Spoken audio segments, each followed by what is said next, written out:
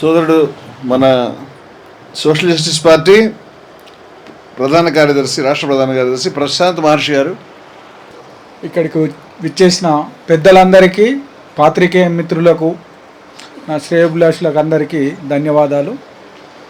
అయితే నిన్న ఏదైతే ఇన్సిడెంట్ జరిగిందో ఆ యొక్క ఇన్సిడెంటు చాలా దురదృష్టకరం, బాధాకరం. ఎందుకంటే రమణమూర్తి గారిని గత కొన్ని సంవత్సరాలుగా గమనిస్తూ వస్తున్నాం. ఆయన విజయ విహారం పత్రిక పెట్టిన దగ్గర నుండి కూడా నేను కూడా ఒక పాఠకుణ్ణి, అదేవిధంగా ఆయనకు అభిమానిని. ఎందుకంటే ఈ రాష్ట్రంలో 2 రాష్ట్రాల్లో కోటాను కోట్ల మంది ఆయన ఫాలోవర్స్ ఉన్నారు. ఆయన విజయ విహారం పత్రిక వస్తుందంటే ఆ రోజు ఉన్న ప్రభుత్వాలకు ముచ్చెమటలు వంటించిన వీరుడు, ఒక యోధుడు. ఆ రోజు నుంచి కూడా లక్షలాది మంది, కోట్లాది మంది ఆయనకు ఫాలోవర్స్ ఉన్నారు. నిజాన్ని నిర్భయంగా చెప్పగలిగే దమ్మున్న నాయకుడు రమణమూర్తి గారు అని చెప్పి కూడా మరొక్కసారి ఈ రోజున్న జనరేషన్కి కొంతమందికి ఇది తెలియకపోవచ్చు, కానీ మేము ఆ రోజు నుంచి కూడా ఆయనను ఫాలో అవ్వకుంటూ అనుకరిస్తూ వస్తున్నాం. కానీ నిన్న జరిగిన విషయం ఏదైతే ఉందో అది చాలా దుర్మార్గమైన చర్య అని కూడా ఈరోజు చెప్తున్నాం. ఇంకొక విషయం ఏం చెప్తున్నాం అంటే, ఈ భారతదేశంలో ఎవరైనా తీవ్రవాదులు వస్తే భారత సైన్యాన్ని పెట్టి అత్యాధునికమైన శిక్షణ ఇచ్చిన సైనికులతో కాల్చి అవతలేస్తున్నాం. అట్లాంటిది ఈరోజు హిందూ మతం ముసుగులో కొంతమంది తీవ్రవాదులు హిందువులలో జొరబడ్డరు, తీవ్రవాదులు హిందూ మతంలో జొరబడ్డరు. అట్లాంటి తీవ్రవాదులను ఏరేయడానికి మనం చాలా జాగ్రత్తగా ఉండాల్సిన అవసరం ఉంది. ఈరోజు నేను రమణమూర్తి గారికి చెప్తున్నా, ఆ సైనిక శిబిరాన్ని దీన్ని దృఢంగా తయారు చేయాల్సిన అవసరం ఎంతైనా ఉంది. ఎందుకంటే ఈరోజు హిందూ సమాజం ప్రమాదంలో పడే ప్రమాదం ఉంది దుర్మార్గుల వల్ల. హిందూ మతం ముసుగులో కొంతమంది దుర్మార్గులు ఎవరైతే నికార్సైన హిందువులు, హిందూ మతం అంటే ఒక గ్రంథం, దానికి ఎన్నో ఎన్నో ఎన్నో ఎన్నో రకాలుగా చెప్పుకోవచ్చు. అంటే వందలు వేల రకాలుగా సిద్ధాంతాలు ఉన్నాయి హిందూ మతం.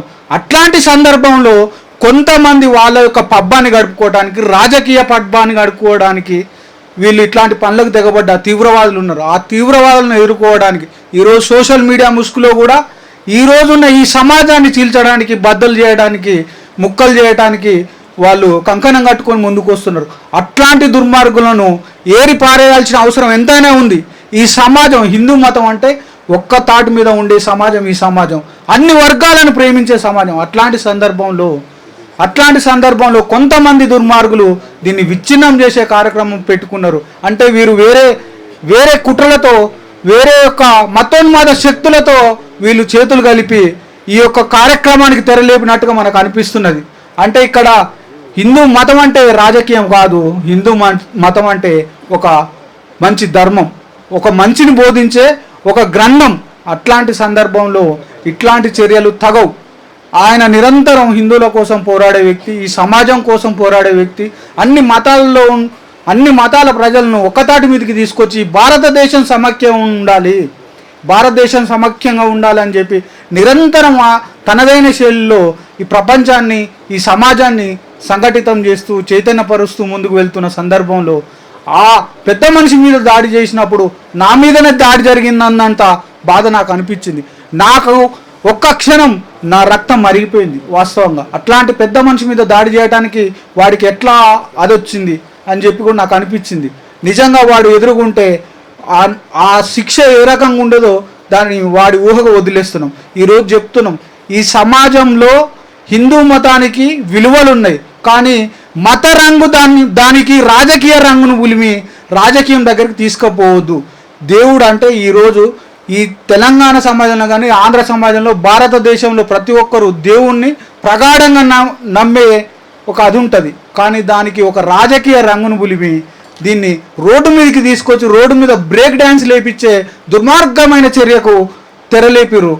ఒక దేవుణ్ణి గుళ్ళో పెట్టి, హృదయాల్లో పెట్టి మొక్కే సంస్కృతి మనది. అట్లాంటి సంస్కృతిని ఈరోజు చిల్లర మల్లరగా బయార్లలో తీసుకొచ్చి రోడ్ల మీద బ్రేక్ డ్యాన్స్ లేపించి వీధుల్లో తిప్పే పరిస్థితి చేసి ఈ హిందూ సమాజాన్ని రోడ్ల మీద నిలబెట్టే పరిస్థితికి తీసుకొచ్చారు.